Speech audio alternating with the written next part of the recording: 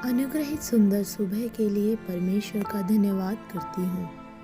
यीशु मसीह के महान नाम में मेरे सभी प्रिय श्रोताओं को मेरा स्नेह वंदन देते हुए मरकुस रचित सुसमाचार 5वां अध्याय का 22 और 23वें वचन में इस तरह लिखा है। और याईर नाम आराधनालय के सरदारों में से एक आया और उसे देखकर उसके पांव पर गिरा और उससे यह कहकर बहुत विनती की कि मेरी छोटी बेटी मरने पर है, तू आकर उस पर हाथ रख कि वह चंगी होकर जीवित रहे। पढ़े हुए वचन के आधार पर उद्धार पाकर जीवित रहे विषय पर मनन करने के लिए आओ हम परमेश्वर में समर्पित हो जाएं। आराधनालय के सरदार याईर की छोटी बेटी चंगी होकर यदि जीवित रहनी है तो यीशु मसीह का स्पर्श अति आवश्यक था। यह बात उस आराधनालय के सरदार याईर को समझ आ गई थी। आराधनालय का सरदार होने का पद उन समयों में बहुत ऊंचा पद था।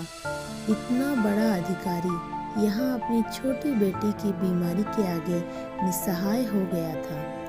धन, पैसा और अधिकार होने के बावजूद वो निस्सहाय खड़ा है। लेकिन उस निस्सहाय अवस्था में समाज क्या कहेगा, परिवार वाले क्या कहेंगे सोचकर यीशु मसीह के चरणों में आकर गिर ना पाने की वह अवस्था कितनी ही दयनीय है। यहाँ पर यह सरदार अपने अभिमान को दूर फेंककर अपने विश्वास की आंखों से यीशु मसीह के हाथों के स्पर्श की महानता को समझकर यीशु मसीह के पैरों पर आ गिरता है।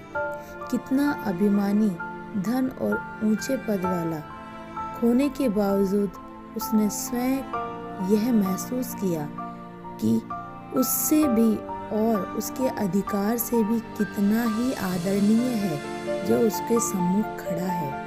प्रियो, यीशु मसीह ही एकमात्र उपाय है सारी मानव जाति के लिए। सारी मानव जाति और उसकी सारी परेशानियों का एक ही उपाय है, यीशु मसीह। इस सत्य को बहुत से आराधनालयों के सरदारों को समझने की आवश्यकता है।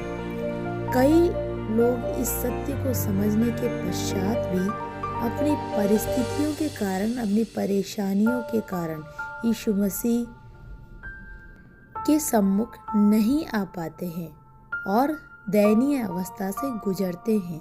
इस यहूदी सरदार की तरह हमारे समाज में कई सरदारों को पवित्र आत्मा यीशु मसीह की ओर लेकर आने पाए। प्रियो, उद्धार पाकर जीने का एक ही रास्ता है, वह है यीशु मसीह। इस सत्य को पहचानने से रोकने वाली सांसारिक बेड़ियों के मध्य इस यहूदी सरदार के समान उन बेड़ियों को तोड़कर यीशु मसीह के चरणों पर गिरकर अपनी आवश्यकता को यीशु मसीह को बताकर उसकी आराधना कर पूरी तरह समर्पित होने के बाद उसकी स्थिति और भी दयनीय हो गई थी। उसके सेवकों ने आकर उसे बताया कि तेरी बेटी मर गई है, अब गुरु को परेशान मत कर।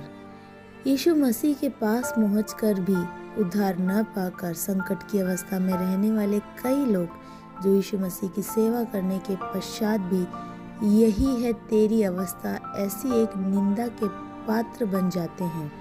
तब समझें कि अपनी परेशानी के सामने हार न जाना पर यीशु मसीह के पीछे चलने वाले ही बने रहें। जब आराधनालय के सरदार की छोटी बेटी जीवित थी तो चंगाई मिलेगी, यह सोचकर वह यीशु मसीह के पीछे हो लिया।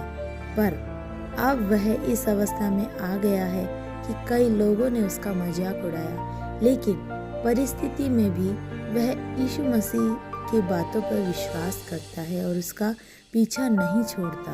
मुझे सुनने वाले प्रियो, जीवन की दुखद अवस्थाओं का जब सामना करना पड़ता है तब याईर के समान यीशु मसीह के पीछे चले। आप परेशान न हो, परमेश्वर आपका हाथ नहीं छोड़ेगा। यहाँ परमेश्वर हमारे दर्द को दूर करने के लिए, हमारे आंसुओं को खुशी में बदलने के लिए, थोड़े से जल को तालाब में बदलने का सामर्थ्य रखने वाला आपके साथ है, यह विश्वास रखें।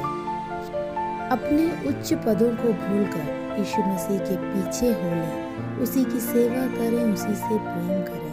यह परेशानी की अवस्था हो सकती है, बहुत ही दयनीय अवस्था बन जाए, लेकिन तब भी यीशु मसीह काफ़ी है आपको इस दुविधा से बाहर निकालने के लिए। इस पर विश्वास करें। परमेश्वर आपके लिए बड़े काम करें। आंखें बंद करें, प्रार्थना करें। पवित्र पिता, आपके लिए असंभव कुछ भी नहीं है।